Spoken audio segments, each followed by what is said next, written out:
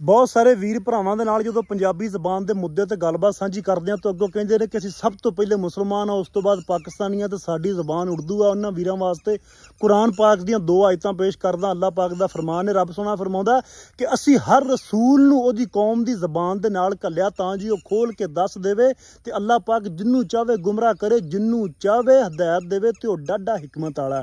ਜਿਸ ਤਰ੍ਹਾਂ ਅਰਬਾਂ ਦੇ ਵਿੱਚ ਪੈਗੰਬਰ ਆਏ, ਨਬੀ ਆਏ, ਉਸੇ ਤਰ੍ਹਾਂ ਸਾਡੇ ਪੰਜਾਬ ਦੇ ਵਿੱਚ ਔਲੀਆ ਅੱਲਾ आए तो इन्हां रब की तौहीद का प्रचार साडी पंजाबी जबान दे विच कीता। बुल्ले शाह होवे, वो बाबा फरीद होवे, ख्वाजा फरीद, मियाँ मुहम्मद बख्श, साडी कौम पंजाबी सी ते लोकाई दी जबान दे विच उन्हां रब की तौहीद का प्रचार इत्थे कीता। दूजी आयत अल्लाह पाक फरमाउंदा कुरान पाक दे विच कि अल्लाह पाक दीयां निशानियां दे विचों है आसमानां ते ज़मीन दा बनावना, तुहाडीआं बोलियां ते रंगां दा खलार ते इहदे विच इलम वालियां वास्ते निशानियां ने।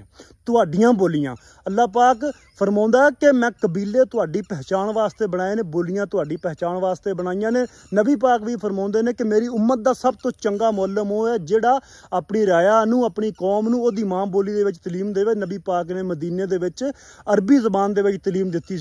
दीनी हिसाब नाल, दुनियादारी दे हिसाब नाल, पढ़ाई के हिसाब नाल, हर पक्ष नाल, हर जगह तो सानू ये कहा जाता कि अपनी माँ बोली दे विच बच्चा छेती सिखदा, अपनी माँ बोली विच बच्चा जल्दी समझदा। सो सानू पंजाबी बोलनी पढ़नी चाहिए और अपने बच्चे नूं पढ़ाउणी चाहिए। ठीक है जी, जिउंदे वास्ते।